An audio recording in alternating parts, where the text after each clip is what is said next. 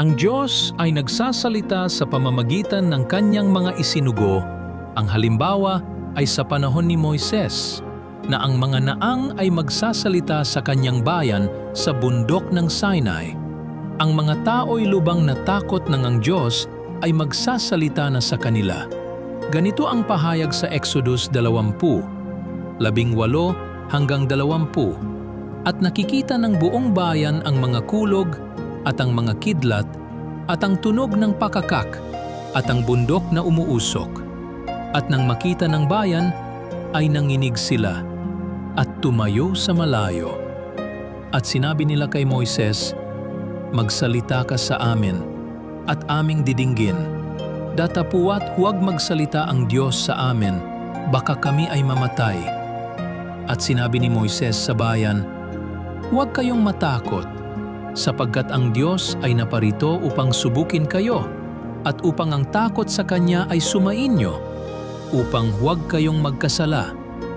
Sa makatuwid ang paraan ng Diyos ay magsusugo siya sa lumang tipan.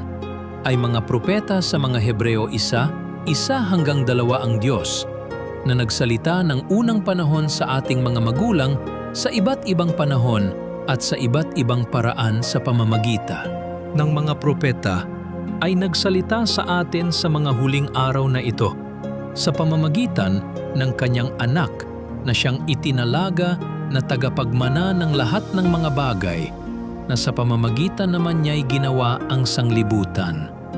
At ayon mismo kay Kristo, na para siya'y ating mapakinggan, dapat nating tanggapin at pakinggan ang kanyang mga isinugo. Juan 13:20. Katotohanang sinasabi ko sa inyo, ang tumatanggap sa sinoman sinusugo ko ay ako ang tinatanggap, at ang tumatanggap sa akin ay tinatanggap ang nagsugo sa akin. At kahit ang Panginoon ay nasa mga langit na patuloy ang kanyang pagsusugo ng mga apostol. Efeso 4:10-12. Ang bumaba ay siya rin namang umakyat sa kaitaasan ng buong sangkalangitan upang kanyang mapuspos ang lahat ng mga bagay. At pinagkalooban niya ang mga iba na maging mga apostol, at ang mga iba'y propeta, at ang mga iba'y evangelista, at ang mga iba'y pastor at mga guro, sa ikasasakdal ng mga banal, sa gawaing paglilingkod sa ikatitibay ng katawan ni Kristo. Sa makatuwid ang pagkontra sa pagsusugo ng apostol ay paglaban sa karunungan ng Diyos, at ito ang nilalabanan na yon ng mga tunay na sugo ng Diyos.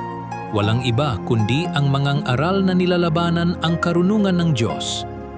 2 Korinto 10:4-5. Sapagkat ang mga sandata ng aming pakikilaban ay hindi ukol sa laman, kundi sa harapan ng Diyos ay may kapangyarihang gumiba ng mga kuta, na siyang gumigiba ng mga maling haka at ng bawat bagay na matayog na nagmamataas laban sa karunungan ng Diyos, at bumibihag sa lahat ng pag-iisip sa pagtalima kay Kristo.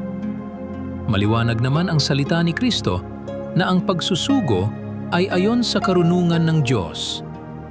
Lucas 11:49. Kaya nga, sinasabi naman ng karunungan ng Diyos, "Magsusugo ako sa kanila ng mga propeta at mga apostol, at ilan sa kanila ay kanilang papatayin at pag-uusigin. Sila ang kasangkapan ng Diyos upang tayo'y pakipagkasunduin kay Kristo." 2 Korinto 5:19-20. Sa makatuwid bagay na ang Diyos kay Kristo ay pinakipagkasundo ang sanglibutan sa Kanya rin, na hindi ibinibilang sa kanila ang kanilang mga kasalanan, at ipinagkatiwala sa amin ang salita ng pagkakasundo. Kami nga'y mga sugo sa pangalan ni Kristo, na waring namamanhik ang Diyos sa pamamagitan namin. Kayo'y pinamamanhikan namin sa pangalan ni Kristo, na kayo'y makipagkasundo sa Diyos. Sa makatuwid, ibinigay sa kanila ang Ministry of Reconciliation.